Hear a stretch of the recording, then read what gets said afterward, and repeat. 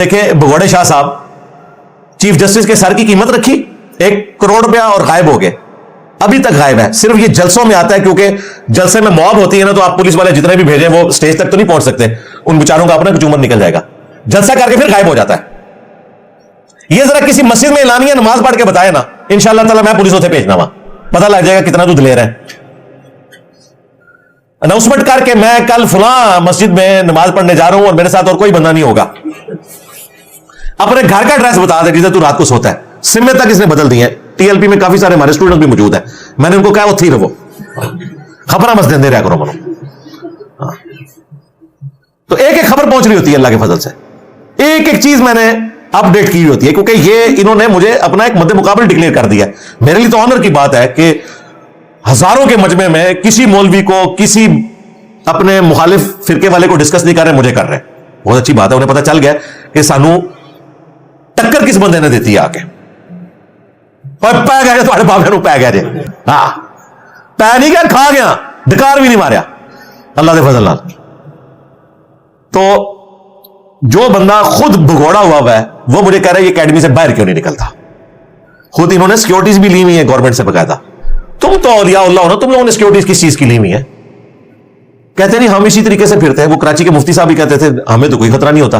उन देख लो ना, एक गल निकली है और खुद मैं दसदा है कि मेरी सिक्योरिटी टाइट कर दी है, बाहर रेंजर्स भी खड़े होते हैं, पुलिस वाले भी खड़े होते हैं, बस निकल गई हवा।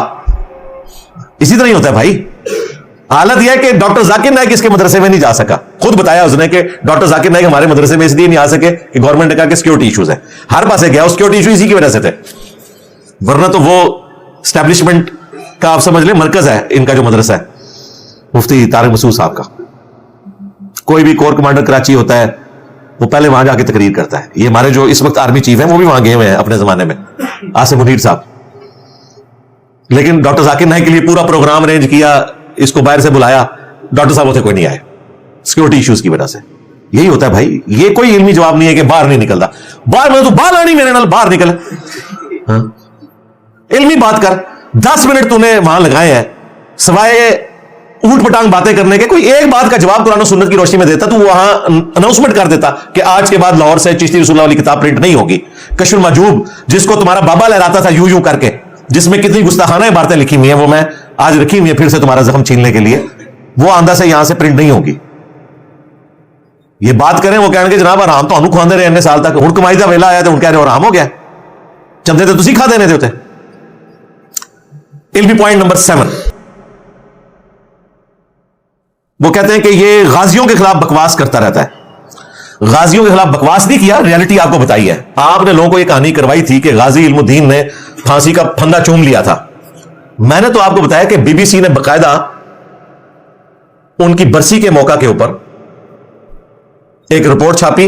एक जिम्मेदार वो सहाफी है, मुसलमान सहाफी है, पाकिस्तान का, उसने कोर्ट से लेके वो पूरी प्रोसीडिंग वहां पे बताई है कि गाजी इल्मुद्दीन साहब से पूछा गया, 16 साल की उम्र थी, बच्चा था, वर्गलाया गया था, टीनेजर। बाद में उसे पता चल गया, यहां जितनी दफा मुझ पे मर्डर अटेम्प्ट हुई है, 5 बंदे हैं ना, 5 ने सेते जुर्म से इनकार किया। वो कहते हैं हम तो अकेडमी गए ही नहीं। ये जमानत इसी बुनियाद पे होती है, आप सेते जुर्म से इनकार करें, वो पूरा फॉर्म भरना पड़ता है, और आने से पहले जो रजिस्टर उनके साथ होते हैं उसमें लिखा होता है कि फंदे को चूम लूंगा।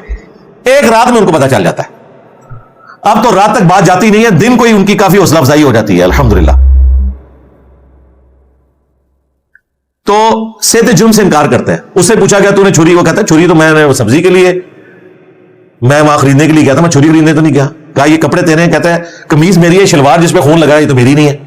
हर चीज का इनकार कर रहा है वो।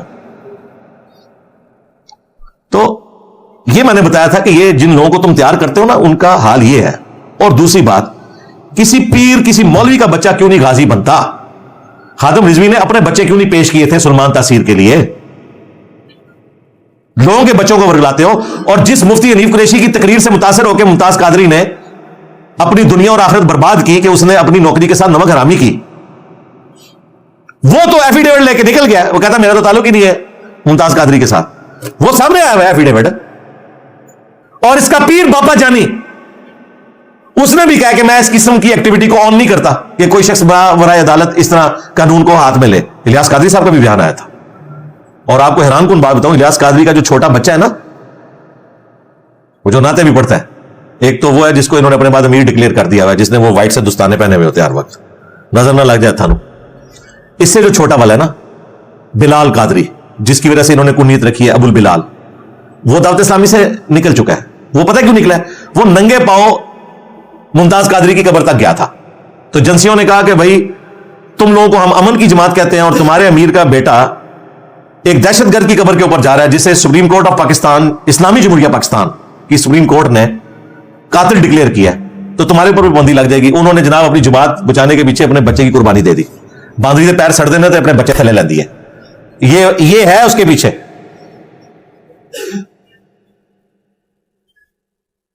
तो इनके पीरों के अपने बच्चे बाद में ही निकलते हैं, खुद नहीं कभी इन्होंने बच्चे निकाले, लोगों के बच्चे वर्गलाते हैं। मैंने कई दफा बताया आपको कि जब ये मुमताज कादरी का ये मामला हुआ ना, तो मुझे एक अहले हदीस आलिम ने फोन किया कि हम उसका गायबाना नमाज जनाजा पढ़ने जा रहे हैं। और मैं कहा अपना जनाजा पढ़ोगे, वो आज जिंदा हो जाए तो तुम